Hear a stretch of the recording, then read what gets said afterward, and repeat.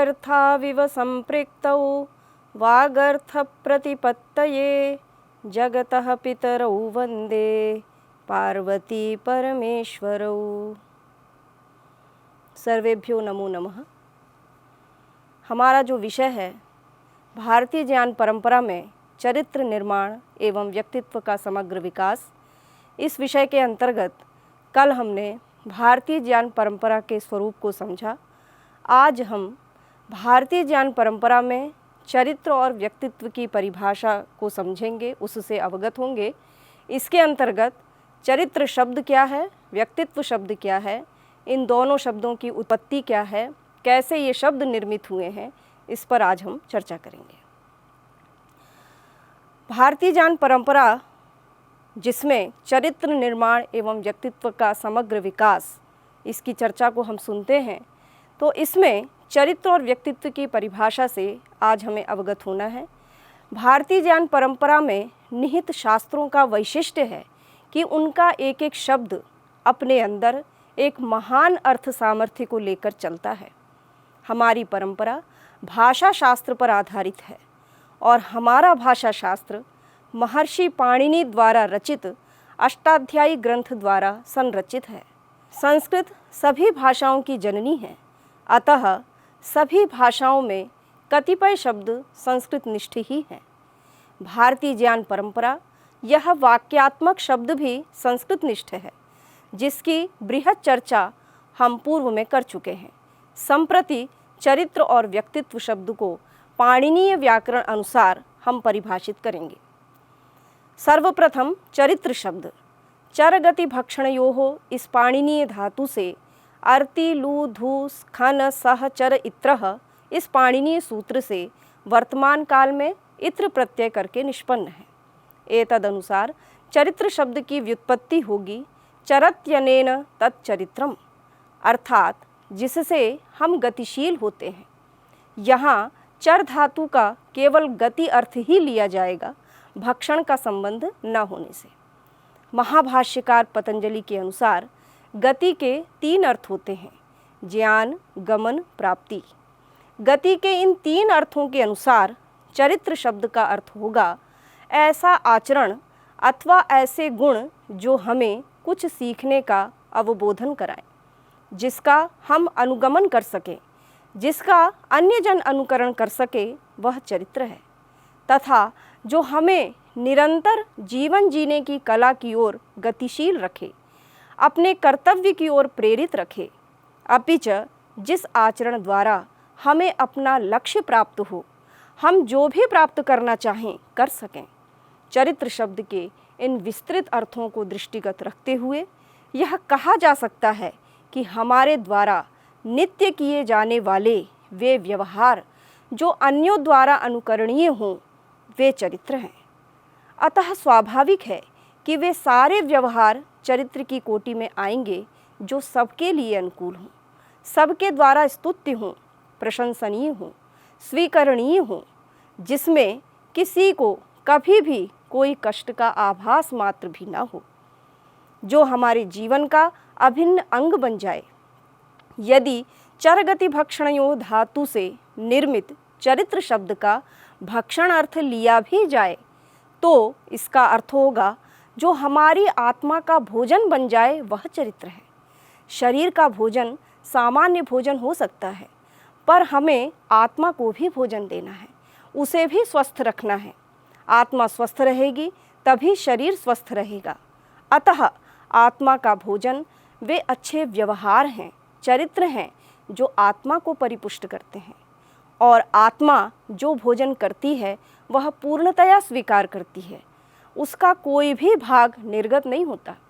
अतः स्वाभाविक है कि हमें आत्मा को ऐसा भोजन देना है जो उसे मलिन न होने दे, रोगी न होने दे, क्योंकि उपनिषद कहती है कि विद्या कर्मणि समन्वारभेते पूर्व प्रज्ञा च। इसका अर्थ हुआ जब आत्मा इस शरीर का परित्याग करती है तो वह अपने साथ विद्या, कर्म और प्रज्ञा को लेकर जाती है। कहाँ तक? परलोक तक। वामन शिवराम आपटे के संस्कृत हिंदी कोश में चरित्र शब्द के पर्यायवाची दिए हैं।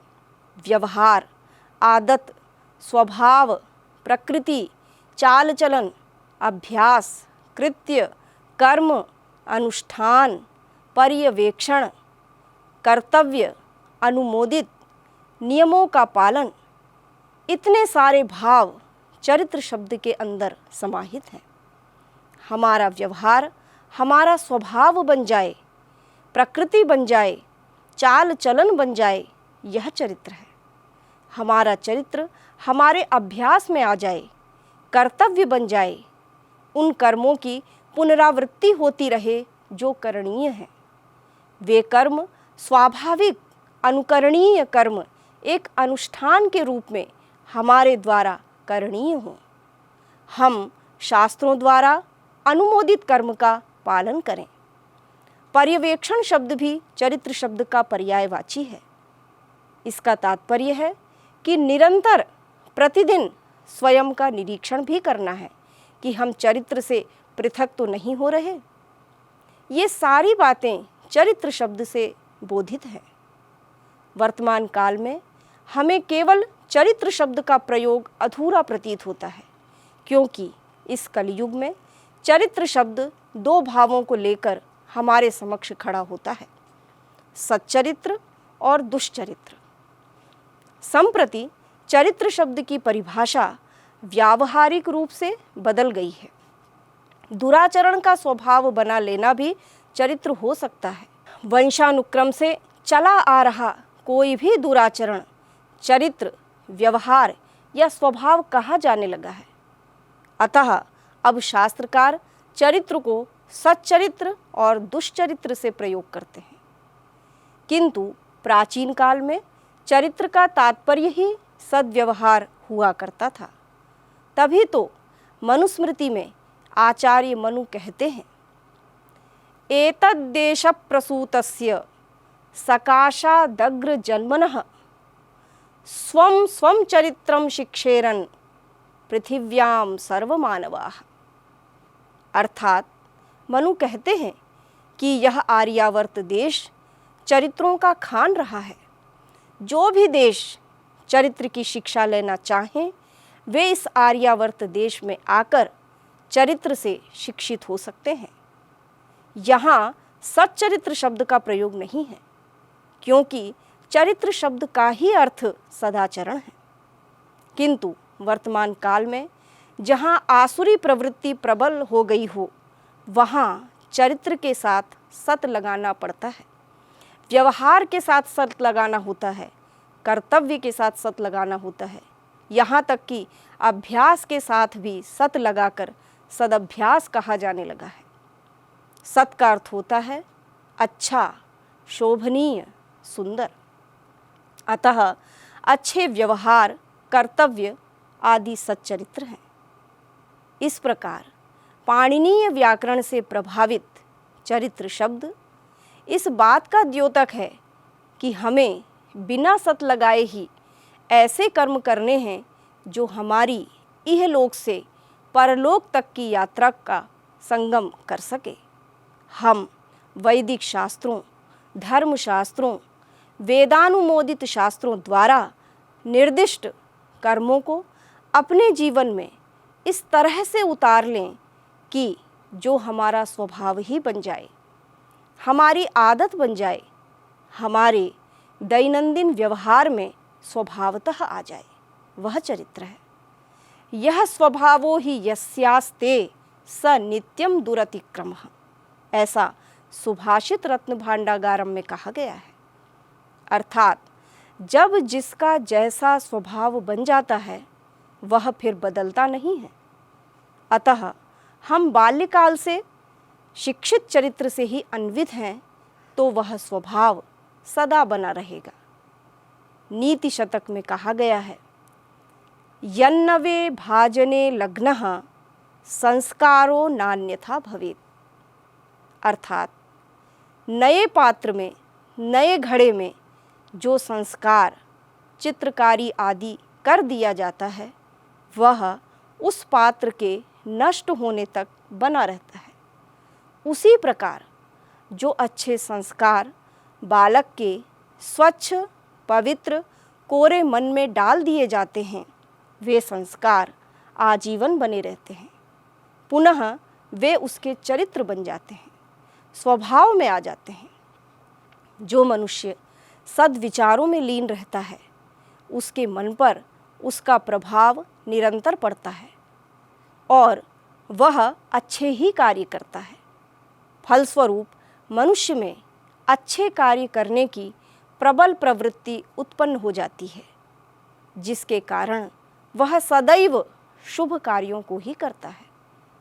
सुंदर विचारों से उसका मन इस तरह आवृत्त हो जाता है कि वह बुरे कार्य करने को प्रवृत्त ही नहीं होता। ऐसी स्थिति में लोग कहते हैं कि अमुक व्यक्ति का चरित्र सुंदर और दृढ़ है। किसी मनुष्य के चरित्र की कसौटी उसके महान कार्य हों ऐसा जरूरी नहीं, अपितु सामान्य कार्य भी उसके चरित्र का लक्षण बता सकते हैं। यदि किसी के चरित्र को परखना है तो उसके सामान्य क्रियाकलापों पर ध्यान देना चाहिए। छोटे छोटे सामान्य दैनिक कार्य किसी व्यक्ति के वास्तविक चरित्र का बोध करा देते हैं। चरित्र हमारे शरीर से पृथक नहीं है। शरीर है तो चरित्र है। सच्चाई तो यह है कि शरीर और चरित्र अन्योन्याश्रित हैं। चरित्र है तो शरीर है और शरीर है तो चरित्र है। अर्थात मानुष शरीर है तो चरित्र युक्त होना चाहिए, क्योंकि चरित्र है तो ही मानुष शरीर है। चरित्र न होने पर वह शरीर निरा पशु है। हितोपदेश कहते हैं, आहार निद्रा भय संततित्वम सामान्यमेतत् पशुभिर्नराणाम ज्ञानम हि तेषाम् अधिको विशेषः ज्ञानेन हीनाः पशुभिः समानाः। अर्थात आहार लेना, निद्रा लेना, संतानोत्पत्ति करना, डरना आदि कर्म मनुष्य और पशु में समान है। दोनों को भिन्न करने वाला एक ही तत्व है और वह है ज्ञान अर्थात चरित्र। अतः यदि चरित्र नहीं है तो वह शरीर मनुष्य शरीर ही नहीं है, पशु शरीर है। तात्पर्य है कि यदि हम ईश कृपा से मानुष शरीर प्राप्त करते हैं तो हमें चरित्रवान अर्थात चरित्र वाला बनना है। ऐसे आचरणों से गतिशील होना है जो शरीर से आत्मा तक को पुष्ट करे। अतः चरित्र मनुष्य का धर्म है और धर्म उस गुण को कहते हैं जो उससे कभी पृथक ना हो। जैसे जल का धर्म शीतलत्व है, अग्नि का धर्म उष्णत्व है, जो उससे कभी पृथक हो ही नहीं सकता। यदि अग्नि का अस्तित्व नष्ट हो जाएगा, यदि उससे उष्णत्व नष्ट हो जाएगा। जल का शीतलत्व यदि नष्ट हो गया तो जल का अस्तित्व नष्ट हो जाएगा। उसी प्रकार मनुष्य का धर्म चरित्र है जो उससे पृथक हो ही नहीं सकता। यदि होता है तो मनुष्य का अस्तित्व ही समाप्त हो जाएगा। अतः ज्ञान रूपी चरित्र हमेशा मनुष्य के समीप होना चाहिए। सृष्टि में परमात्मा के बनाए सभी जीव, यहाँ तक कि सभी सृष्टिगत पदार्थ अपने अपने धर्म गुण से संपृक्त हैं, उनका परित्याग नहीं करते। जैसा कि शास्त्र में कहा है, काकः पद्म वने रतिम न कुरुते हंसो न कूपोदकैः मूर्खः पंडित संगमे न रमते दासो न सिंहायते कुस्त्री सज्जन संगमे न रमते नीचम जनम न सेवते या यस्य प्रकृतिः स्वभाव जनिता केनापि न त्यज्यते। अर्थात कमल वन में कभी भी कौआ रतिकर्म नहीं करता, हंस कूपोदक के पास विचरण नहीं करता, मूर्ख पंडितों की संगति नहीं करता, नौकर स्वामी नहीं हो सकता, कुस्त्री सज्जन का संगम नहीं करती। तात्पर्य है, जो जिसका स्वभाव होता है वह वही करता है, अपने स्वभाव का परित्याग नहीं करता, वही उसका चरित्र होता है। किंतु मनुष्य का स्वभाव नैमित्तिक होता है, वह अपने स्वभाव में सतत वृद्धि करता रहता है, अपनी उन्नति से संबंधित चारित्रिक प्रशिक्षण लेता रहता है। जबकि मनुष्येतर प्रायः प्राणी स्वाभाविक होते हैं, जितना उनका प्रशिक्षण होता है, जन्मतः होता है, बस उतना ही होता है। इस चारित्रिक प्रगतिशीलता से मनुष्य प्रेय मार्ग से श्रेय मार्ग की ओर प्रवृत्त होता जाता है। इस तरह से यह चरित्र मनुष्य को आत्मा से परमात्मा तक की प्राप्ति कराने में सक्षम है। कितना बृहद चिंतन हमारे शास्त्रों द्वारा इस चरित्र शब्द में निहित किया गया है। इस चिंतन से आज हम कोसों दूर हैं, क्योंकि पाश्चात्य शिक्षा से प्रभावित हम चरित्रवान रहे ही नहीं। इसीलिए हमें अब सच्चरित्र शब्द का प्रयोग करना पड़ रहा है। जो चरित्र मनुष्य का धर्म है, गुण है, अस्तित्व है, आज उसे सीखने की आवश्यकता पड़ रही है। यह एक विडंबना ही है। अस्तु शीलम परम भूषणम। मनुष्य का चरित्र, स्वभाव, शील ही उसका एकमात्र आभूषण है, ऐसा सुभाषित कहते हैं। किम कुलेन विशालेन किमेवात्र कारणम शीलम, कृमयः किम न जायन्ते कुसुमेषु सुगंधिषु। सुभाषित रत्न भांडागारम का यह पद्य है। अर्थात विशाल कुल में उत्पन्न होने से कोई व्यक्ति चरित्रवान नहीं कहलाता, अपितु अपने स्वभाव से, शील से मनुष्य चरित्रयुक्त कहलाता है। जैसे सुगंधित सुंदर फूलों में भी कीट उत्पन्न हो ही जाते हैं, अतः जो चरित्र संपन्न नहीं है वह केवल कीट सदृश है। जो विशाल कुल में तो उत्पन्न है, पर चरित्र विहीन मनुष्य कहलाने योग्य नहीं। अतः वृत्तम यत्नेन संरक्षेत वृत्तम आयाति याति च, अक्षीणो वृत्ततः क्षीणो वृत्ततस्तु हतो हतः। अर्थात अपने व्यवहार का प्रयत्नपूर्वक संरक्षण करना चाहिए। चरित्र यदि भ्रष्ट हुआ तो वह मनुष्य को नष्ट कर देता है। चरित्र संपन्न व्यक्ति संसार में सब कुछ प्राप्त कर सकता है। सर्वप्रथम तो वह परमात्मा की विशेष कृपा प्राप्त करता है, क्योंकि वह चरित्रवान है। उसके प्रत्येक कर्म सत्य से युक्त हैं, शास्त्रोक्त हैं, अतः वह सन्मार्गगामी है। तो स्वाभाविक है वह परमात्मा का अति प्रिय पात्र निश्चित है, और जो उसका प्रिय है उससे वह परमात्मा पूछ पूछ कर उसकी सारी कामनाएं पूरी करता है। जैसा कि हम सब सुनते हैं, खुदा बंदे से खुद पूछे, बता तेरी रजा क्या है। सुभाषित रत्न भांडागारम में कहा है, शीलम रक्षतु मेधावी प्राप्तुमिच्छुः सुखत्रयम्, प्रशंसाम वित्तम लाभम च प्रेत्य स्वर्गे च मोदनम।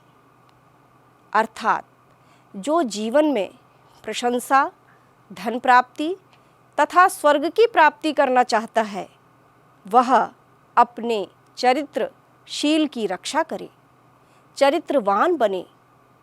जो चरित्र युक्त होता है वह इन तीन सुखों के माध्यम से सब कुछ प्राप्त करने में समर्थ है।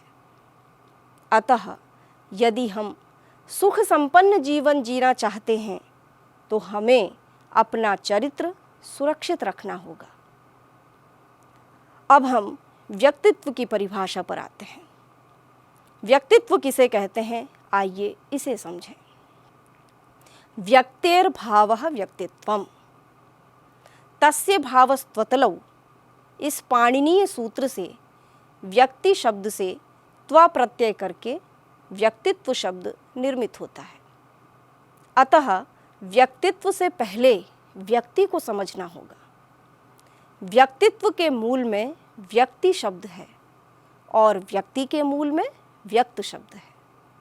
वि उपसर्ग पूर्वक अवमृक्षण व्यक्ति कांति गतिषु इस धातु से क्ता प्रत्यय होकर व्यक्त शब्द निष्पन्न होता है तथा तिन प्रत्यय होकर व्यक्ति शब्द निष्पन्न होता है। यह तिन प्रत्यय भाव अर्थ में तथा बहुलतया कर्ता अर्थ में भी हो सकता है। यदि भाव अर्थ में तिन प्रत्यय करेंगे तो व्यक्ति का अर्थ प्रत्यक्ष ज्ञान, प्रकटीकरण आदि होगा। जैसा कि संस्कृत हिंदी कोश में वामन शिवराम आप्टे ने लिखा है कि प्रत्यक्ष ज्ञान व्यक्ति है, और यदि व्यक्ति का कर्ता अर्थ लेंगे तो इसका अर्थ मनुष्य है। तदनुसार व्यक्ति शब्द की व्युत्पत्ति होगी व्यज्यते अनया इति व्यक्ति। यह भाव अर्थ में हुआ। व्यनक्ति यह सह व्यक्ति ही, अर्थात जो व्यक्त होता है, स्पष्ट होता है, स्नेहशील होता है, कांतिमान होता है, गतिशील होता है, तब इसका अर्थ व्यक्ति है। गति का एक अर्थ ज्ञान होने से जो ज्ञान युक्त होता है अर्थात ज्ञान पूर्वक कर्म करने वाला होता है वह व्यक्ति है। यह कर्ता अर्थ में तिन प्रत्यय होने पर अर्थ होगा। व्यक्त शब्द से तात्पर्य है किसी अदृष्ट, अनाकलनीय, अचिंत्य तत्व का दर्शन, चिंतनीय, आकलनीय प्रकट स्वरूप, यह व्यक्त शब्द का अर्थ है।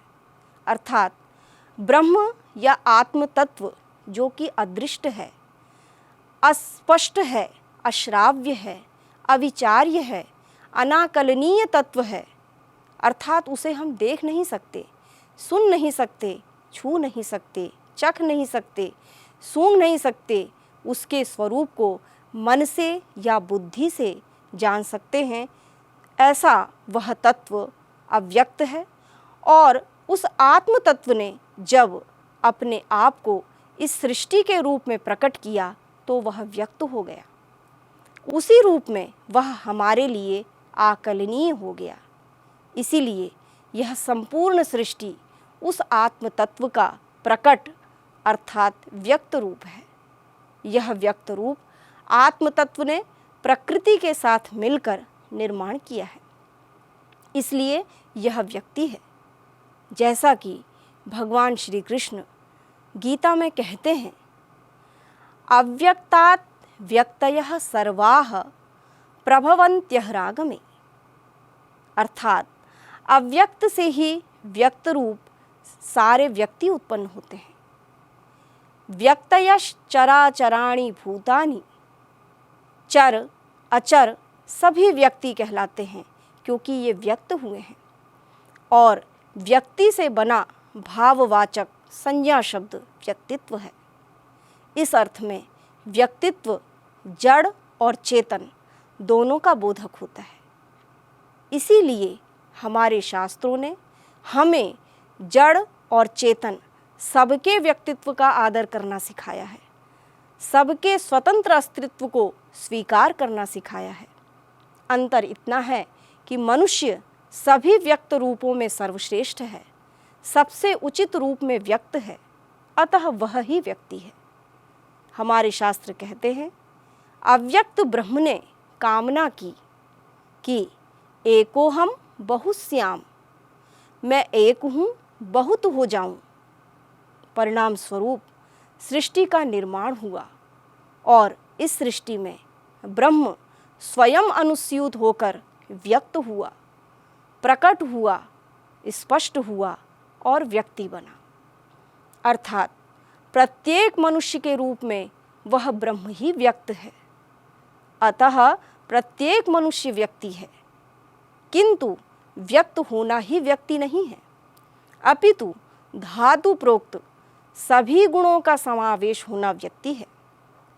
क्योंकि ब्रह्म में तो ये सभी गुण विद्यमान हैं, किंतु उसी के प्रतिरूप मनुष्य में भी ये सारे गुण यदि हैं तो वह व्यक्ति है। कितनी आसानी से हम किसी के लिए भी व्यक्ति शब्द का प्रयोग कर देते हैं, किंतु व्यक्ति वह है जो इन सभी गुणों से युक्त हो, स्वयं में वह स्पष्ट हो। यहाँ स्पष्टता का तात्पर्य है कि उसके सारे व्यवहार केवल प्रदर्शन मात्र न हो, कभी कभी आचरणीय न हो, उसके दो चेहरे असली और नकली न हो। जैसे हाथी के दो दांत होते हैं, दिखाने के अलग और खाने के अलग। ऐसा व्यक्ति व्यक्ति नहीं, अपितु जो स्पष्ट हो। जब मनुष्य के सभी व्यवहार आचरण स्पष्ट होते हैं, वह अपने कर्मों से गतिशील होता है, उसके सारे आचरण सत्यनिष्ठ होते हैं, उसके आचरण का कोई प्रतिरूप आचरण नहीं होता, तब वह स्वतः कांतिमान हो जाता है। व्यक्ति के ये सारे गुण ही व्यक्तित्व शब्द से व्यक्त होते हैं। व्यक्तित्व विकास से तात्पर्य व्यक्ति में व्यक्ति शब्द से स्पष्ट होने वाले गुणों का विकास है। आज व्यक्तित्व शब्द की परिभाषा बदल गई है। पर्सनैलिटी डेवलपमेंट को ही व्यक्तित्व विकास समझा जाता है। इस डेवलपमेंट में अच्छा कैसे बोलना, अच्छे कपड़े पहनना, अच्छे दिखना, इसके साथ चाल ढाल, हाव भाव कैसे प्रभावी बनाना, सदृश बिंदुओं को व्यक्तित्व विकास के रूप में समझा जाता है, किंतु यह व्यक्तित्व नहीं। यहाँ प्रश्न होता है कि क्या व्यक्तित्व और पर्सनैलिटी डेवलपमेंट समानार्थी शब्द है अथवा इनमें मूलभूत अंतर है? इन प्रश्नों का उत्तर जाने बिना व्यक्तित्व विकास असंभव है। भारतीय ज्ञान परंपरा में पर्सनैलिटी और व्यक्तित्व ये दोनों एक नहीं है, अपितु व्यक्तित्व शब्द में गूढ़ भाव परमात्मा और आत्मा व्यक्ति हैं और इसे समझ लेना ही व्यक्तित्व है। अर्थात भारतीय ज्ञान परंपरा में व्यक्ति का तात्पर्य हुआ आत्मा से लेकर परमात्मा तक को समझना, और पाश्चात्य जगत से आया पर्सनैलिटी शब्द में व्यक्तित्व का संबंध स्थूल शरीर से है। भारतीय आदर्शवादी दृष्टिकोण के अनुसार स्वामी विवेकानंद जी का कहना है कि यदि व्यक्तित्व शरीर में है तो वह तो नष्ट हो जाएगा। इस अनुसार तो एक शराबी को इसलिए शराब नहीं छोड़ना चाहिए कि उसका व्यक्तित्व नष्ट हो जाएगा। एक चोर को इसलिए अच्छा आदमी नहीं बनना चाहिए क्योंकि वह अपना व्यक्तित्व खो देगा। यह पाश्चात्य शब्द से आया हुआ पर्सनैलिटी शब्द का भाव हो सकता है। अतः भारतीय दृष्टिकोण स्थूल शरीर को व्यक्तित्व नहीं मानता। उस स्थिति में हम व्यक्ति हैं ही नहीं। वास्तविक वैयक्तिकता पृथक है। वह एक गुण है जो अव्यक्त से व्यक्त हुआ है। वह वैयक्तिकता संघर्ष के लिए करता है।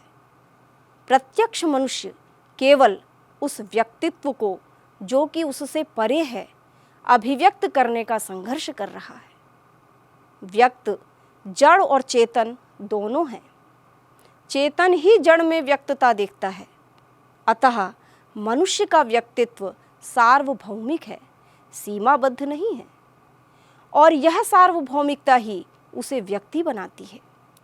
यदि व्यक्ति समष्टि पर विचार नहीं कर रहा है तो वह मात्र व्यष्टि है, व्यक्ति नहीं। इसीलिए हमारी भारतीय पद्धति हमें व्यष्टि से समष्टि की ओर प्रेरित करती है, जिससे हम व्यक्ति बन सकें। अद्भुत चिंतन हमारी भारतीय ज्ञान परंपरा का है कि हम सब कुछ हैं, संपूर्ण हैं, तभी व्यक्ति हैं। यदि हम स्वयं में ही केवल हम हैं, सिमट गए हैं, तो हम व्यक्ति नहीं, पशु हैं। व्यक्ति के इस महान उद्देश्य को पूर्ण करने का सामर्थ्य धारण करना ही व्यक्तित्व है। इस प्रकार चरित्र और व्यक्तित्व की शाब्दिक व्याख्या एवं परिभाषा के अनुसार यह तो सुस्पष्ट है कि चरित्र कोई आवरण नहीं है जिसे हम ओढ़कर स्वयं चरित्रवान कहलाने के अधिकारी बन सकें। यह तो मनुष्य के मनुष्यत्व से जुड़ा हुआ एक पक्ष है। मनुष्य का पर्याय ही चरित्र है, क्योंकि वही गतिशील है, किंतु उसकी गतिशीलता की दिशा तय करता है उसकी विचारशीलता। यन मनसा ध्यायति तदेव वाचा वदति, यद वाचा वदति तदेव कर्मणा करोति। अर्थात मनुष्य जो मन से विचार करता है वही वाणी से बोलता है और वही कर्म से भी करता है। अतः मानसिक चिंतन मनुष्य का उत्तम होना चाहिए। मननात् मनुष्यः, ऐसा निरुक्त में यास्क कहते हैं। मनन करना मनुष्य का धर्म है। जिसका मनन चिंतन श्रेष्ठ है वह चरित्रवान निश्चित होगा।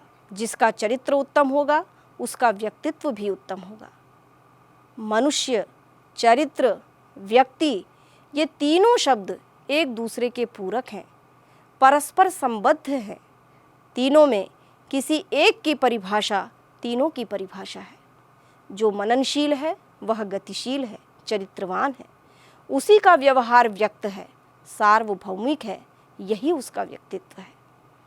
भारतीय ज्ञान परंपरा में प्रवाहित प्राचीन से अर्वाचीन सभी शास्त्र चरित्र और व्यक्तित्व की यही परिभाषा और व्याख्या करते हुए दिखाई देते हैं। इस प्रकार आज हमने भारतीय ज्ञान परंपरा में चरित्र एवं व्यक्तित्व की परिभाषा को समझा, चरित्र शब्द को समझा, व्यक्तित्व शब्द को समझा, सुना, जाना। कल हम पुनः नए विषय के साथ उपस्थित होंगे। तदनुसार मैं डॉक्टर किरण आर्या नए विषय के साथ आपके लिए पुनः प्रस्तुत होंगी। तब तक के लिए धन्यवाद।